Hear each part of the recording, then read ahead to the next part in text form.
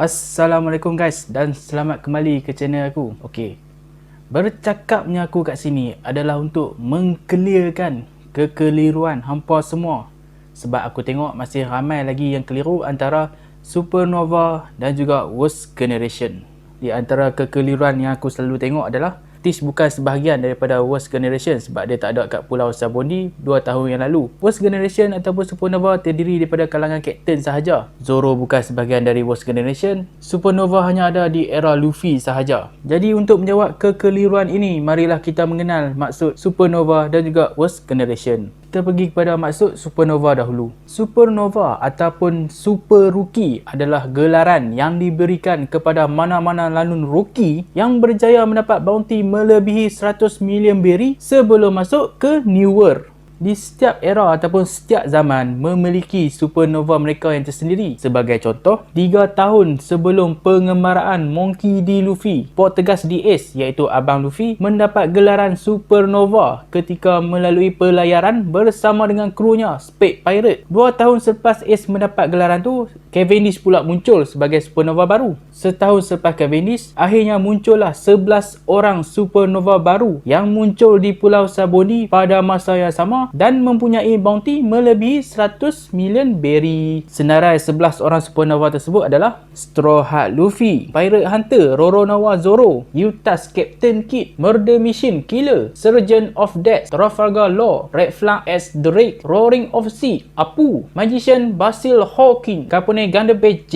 Macmong Uruj, The Gluton, Jewelry Bonnie. Bukan itu saja, setahun selepas munculnya 11 supernova ini, Bartolomeo daripada Barto Club muncul sebagai supernova baru. Dan 2 tahun selepas time skip iaitu permulaan pengembaraan baru bagi tim Straw Hat Luffy, adik-beradik Koribu dan juga Karibu muncul sebagai supernova. Jadi di setiap era tu terdapatnya supernova mereka yang tersendirilah dan ia tidak terhad kepada kapten saja. Mana-mana lanun pemula yang ada bounty melebihi 100 mm akan dianggap sebagai supernova. Selepas Roger mati iaitu permulaan Great Pirate Era, Shanks, Crocodile, Moria, Doflamingo muncul sebagai lanun yang terkenal dan famous pada waktu tu. Jadi kat sini kita boleh assume lah yang mereka tu adalah supernova pada zaman tu. Dragon pun mula muncul dan famous pada era tu, tapi kita tak tahulah dia dipanggil supernova ataupun tidak sebab dia pun bukannya lanun kan. Jadi itulah maksud supernova yang hampa patut tahu. Jadi dalam bahasa mudahnya, dalam bahasa kita ni, supernova ni adalah budak-budak baru nak up lah.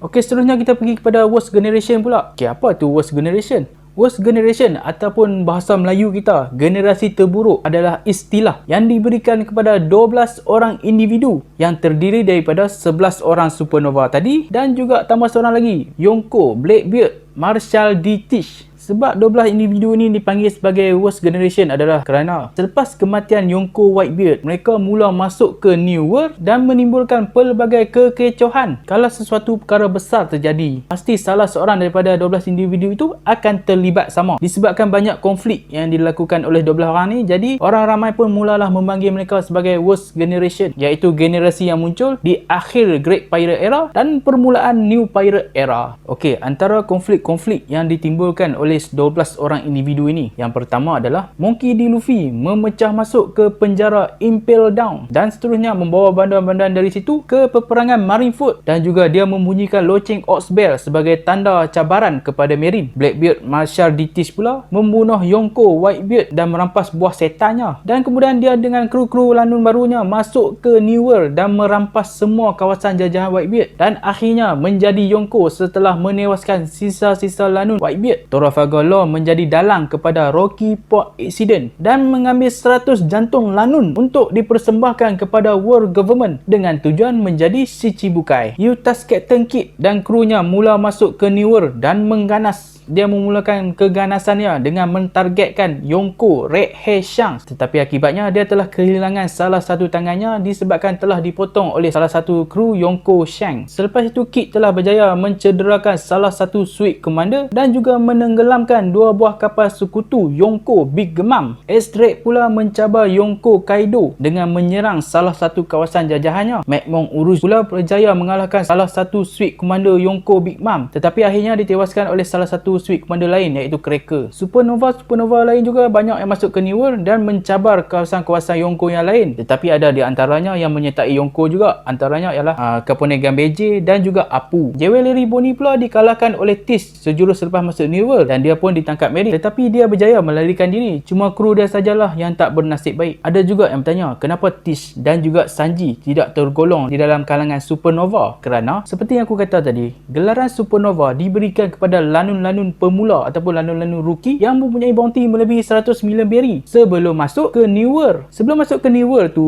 Tish ni bounty dia kosong lah, dan orang pun tak kenal dah. Dia tak famous pada waktu tu. Lepas dia bunuh Whitebeard tu, dia masuk kawasan New World, barulah bounty dia naik jadi 2 bilion lebih. Dan waktu tu lah dia jadi terkenal. Sanji pula sebelum masuk New World, bounty dia bawah daripada 100 million berry. Lepas masuk New World, barulah bounty dia naik sikit. Sebab itulah mereka berdua tidak tergolong di dalam kalangan Supernova. Okey, sebab apa gelaran Supernova ni dapat sebelum masuk New World? Lepas New World tak ada dapat ke? Sebab kan bila lanun-lanun ni mula masuk ke New World, mereka dah tak panggil Super Rookie dah ataupun Rookie. Kira mereka tu dah jadi senior kepada lanun-lanun baru yang baru nak up tu. Ada juga yang bertanya lagi, kenapa bila Morgan sebut tentang Worst Generation di episod 876, muka Zoro tak kelihatan kat situ? Untuk pengetahuan semua, scene Morgan sebut nama-nama Worst Generation itu adalah scene non-canon kerana ia tidak wujud di dalam manga. Di dalam versi manga, Morgan hanya sebut saja yang di antara kalangan Worst Generation ni ada di antara mereka yang akan menjadi Raja Lanun seterusnya. Dia tak sebut pun nama mereka satu-satu tu. Aku berpendapat yang mungkin Toei terlupa aku nak letak muka Zoro dekat situ, ataupun disebabkan Zoro kan berimpian untuk menjadi pemedang terhandal di dunia. Dia bukan jadi Raja Lanun pun. Jadi sebab tu mungkin dia tak boh pun. Tapi biasalah, scene non-canon tak payah ambil serius sangat lah.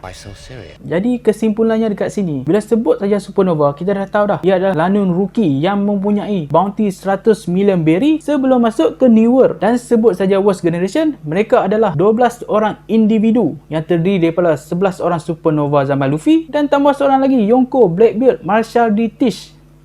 Kiranya Worst Generation ni adalah gelaran yang khas untuk mereka saja. Orang lain tak ada lah. Itu saja yang apa perlu tahu. Jadi tak payahlah confused dan keliru lagi selepas ni. Okey, itu sajalah video untuk kali ni. Aku harap dengan video ni dapat mengclearkan kekeliruan hampa semua tu tentang Supernova dan juga Worst Generation ni. Okey, kita berjumpa lagi di video akan datang. Bye. Assalamualaikum.